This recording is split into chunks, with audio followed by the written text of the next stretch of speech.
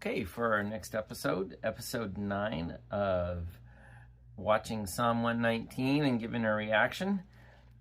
Psalm 119 is the Hebrew letter.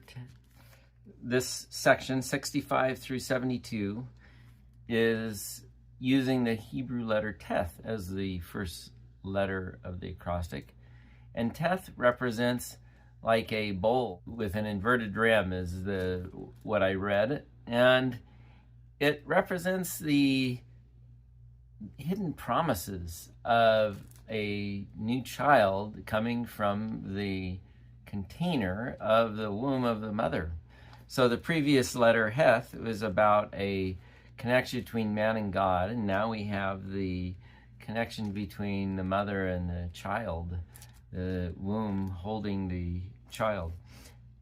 So I'll get the video of the reading of this section of Psalm 119 started, and we can take a look at it. Psalm 119, 65 through 72, the letter Teth. You have dealt well with your servant, O Lord, according to your word. Teach me good judgment and knowledge, for I believe your commandments. Before I was afflicted, I went astray, but now I keep your word. You are good, and do good. Teach me your statutes. The proud have forged a lie against me, but I will keep your precepts with my whole heart.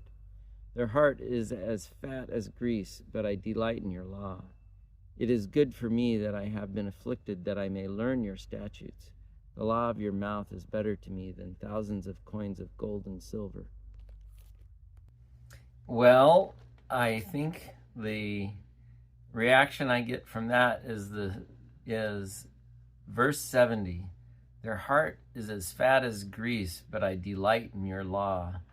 And when I was studying this verse, and I had to look up what is this phrase, their heart is as fat as grease. So I looked it up. The as is actually the word that's used, that's the first word in this verse, and has the letter Teth in it.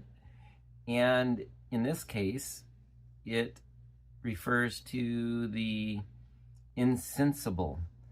So their heart is insensible, like fat as grease. So it's this connection. Their heart is as fat as grease. The heart is insensible. The heart doesn't make sense. So the fat as grease is a expression meaning insensible.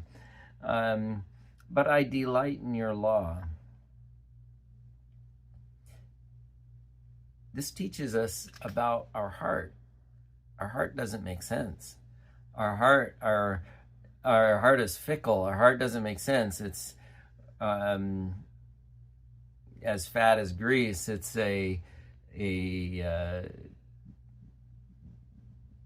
it's insatiable. It keeps wanting. So it kind of points towards covetousness. But I delight in your law. This is talking about us taking the conscious decision in our spirit to delight in the law of God. Now, the other verses in this section was looking into how the words, where the first word of each verse, it's a lot about the words are often that they have done well or good, or this concept of good or better. And you can see it in the last verse of this section. The law of your mouth is better to me than thousands of coins of gold and silver.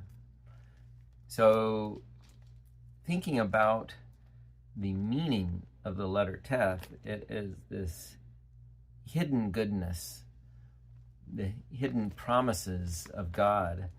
And the law of your mouth is better to me than thousands of coins of gold and silver. It alludes to this concept of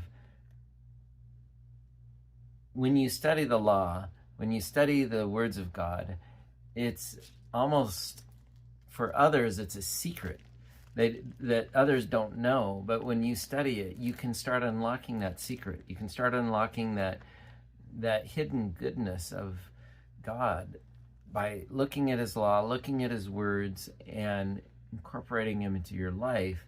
And it's no longer a secret. It's now what God has given you. He's given you this special blessing, like the blessing of a child to a mother. That's how, in this sense, the importance of God's law, God's words for us. Lord Jesus, I pray that you would make your words such a amazing blessing to us. We treat it like a child